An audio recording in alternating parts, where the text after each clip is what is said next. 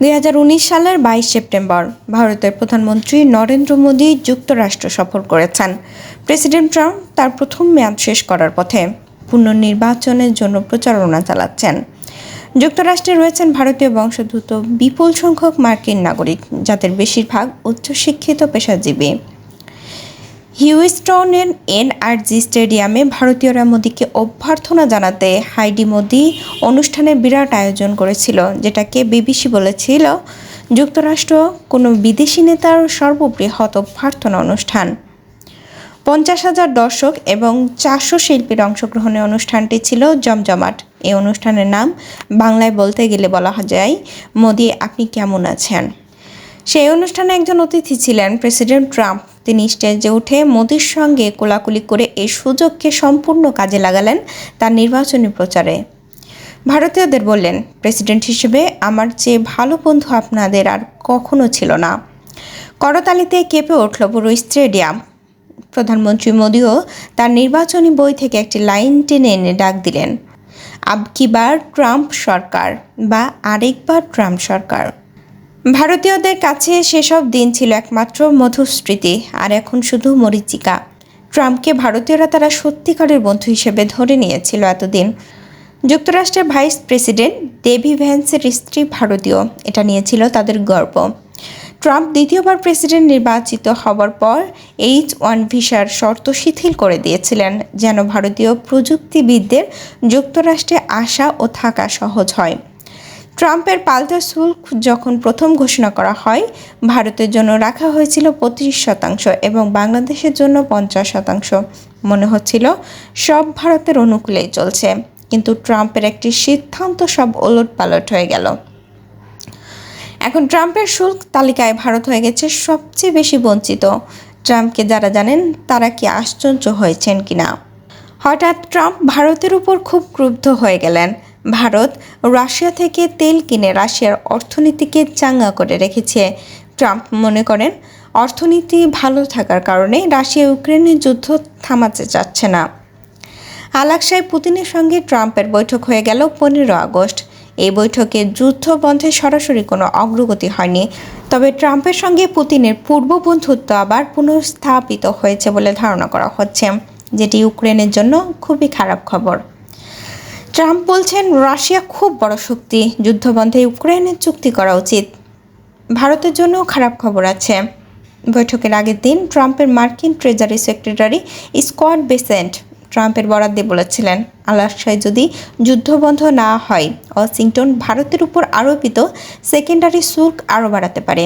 বেচারা নরেন্দ্র মোদী, মনে হয় তিনি এমন এক পরিস্থিতিতে পড়েছেন যেখান থেকে নিস্তার পাওয়ার কোনো সহজ উপায় নেই। ট্রাম্প মনে করেন রাশিয়ার অর্থনীতিকে যদি কাবু রাখা যায়, তাহলে রাশিয়া তার শরণাপন্ন হবে যুদ্ধ বন্ধ করতে। এই দীর্ঘ যুদ্ধ বন্ধ করে ট্রাম্প রাতারাতি বনে যাবে শান্তির রাষ্ট্রদূত ও নোবেল পুরস্কার পাওয়ার চূড়ান্ত প্রার্থী। ডোনাল্ড ট্রাম্প নোবেল পুরস্কার পাওয়া নিয়ে তার আকাঙ্ক্ষা ও আচ্ছন্নতা নিয়ে সবসময় সোচ্চার। তিনি এখন ভারতকে তার এই প্রত্যাশার একমাত্র প্রতিবন্ধক মনে করেন। চীন হলো রাশিয়ার তেলের বড় ক্রেতা। ট্রাম্প চীনকেও হুমকি দিয়েছেন তেল কেনা বন্ধ করতে, কিন্তু চীনকে হুমকি দিয়ে খুব সুবিধা করতে পারেননি, বরং চীনের সঙ্গে একটি সমঝোতা করেছেন। তাই সব চাপ যাবে ভারতের উপর। তার ধারণা, অন্তত ভারতের তেল কেনা বন্ধ করতে পারলে রাশিয়া যথেষ্ট কাবু হবে।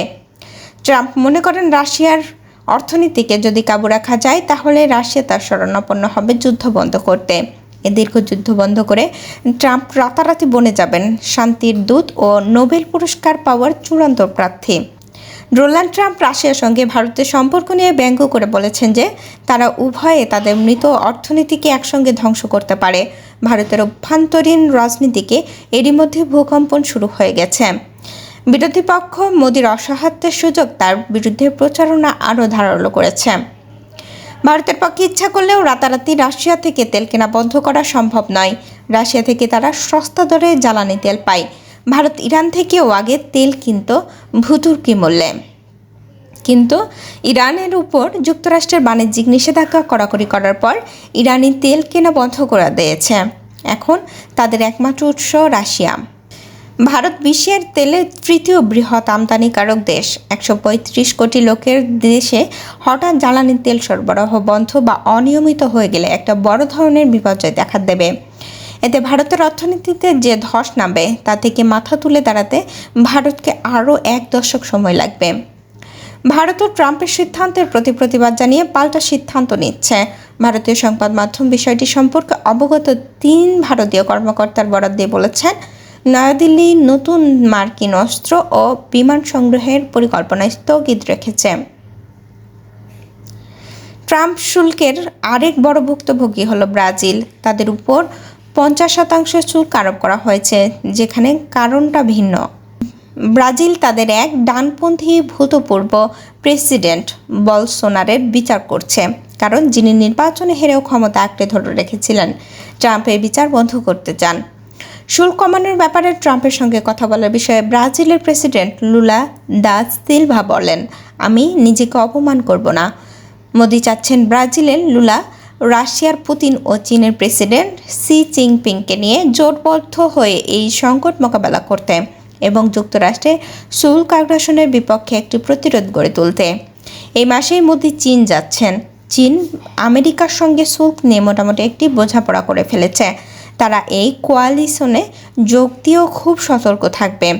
বিশেষজ্ঞরা বলছেন, ট্রাম্প নিজ থেকে ছাড় না দিলে লুলা, পুতিন, শি জিনপিং এবং মোদি কতটুকু প্রতিরোধ করতে পারবে তা নিয়ে প্রশ্ন আছে।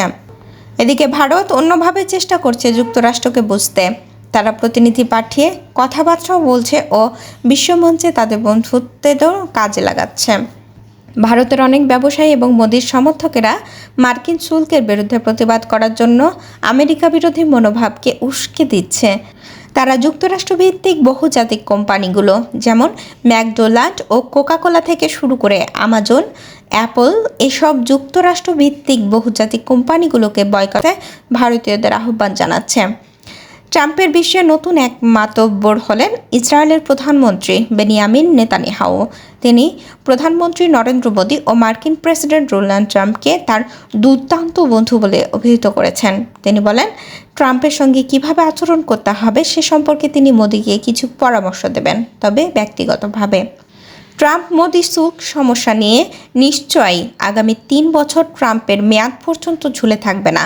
কিভাবে সমাধান করতে পারবে কিছু সম্ভাব্য পথ আমি এখানে তুলে ধরেছি।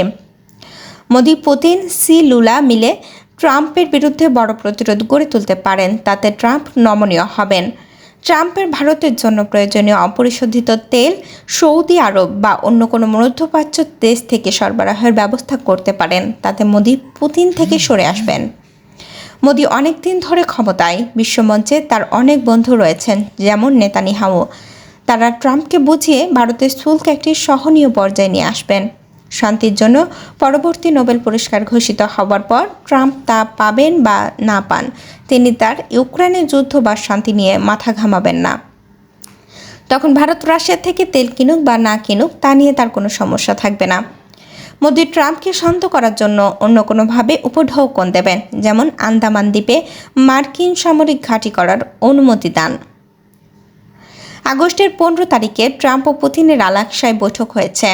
বৈঠক শেষে মনে হচ্ছে ট্রাম্প চাচ্ছেন ইউক্রেন রাশিয়াকে জায়গা ছেড়ে দিক, তা না হলে তিনি ইউক্রেনকে সাহায্য ও সমর্থন বন্ধ করে দেবেন এবং ইউক্রেন রাজি হলে ইউক্রেন ও রাশিয়ার মধ্যে সম্পর্ক চুক্তি হবে। তখন যুদ্ধ থেমে যাবে। এরপর ভারতের উপর রাশিয়া থেকে তেল আমদানি বন্ধের জন্য আর কোনো চাপ থাকবে না। এর কোনোটাতেই যে ট্রাম্প মন গলবে তা আগেভাগে বলা সম্ভব নয়, কারণ ট্রাম্পের অস্থিরতা। তিনি কখন কোন বিষয়ে মনোযোগ দেবেন তা কেউ বলতে পারেন না। আমরা ট্রাম্পকে নিয়ে অনেক কথাই বলি, গ্রিনল্যান্ড দখল, এশিয়ার ভূ রাজনীতির, কানাডার একত্রীকরণ, পাকিস্তান প্রীতি ইত্যাদি। এর কোনোটাই তিনি কোনো স্থায়ী প্রত্যয় নেই। একবার একটিকে দিয়ে অগ্রাধিকার দিয়ে পরে ছুঁড়ে ফেলে দেন। তবে একটি বিষয় সঠিক, কোনো কাজ তিনি যখন যাকে প্রতিপক্ষ ভেবেছেন তার অবস্থা শোচনীয় করে ছেড়েছেন।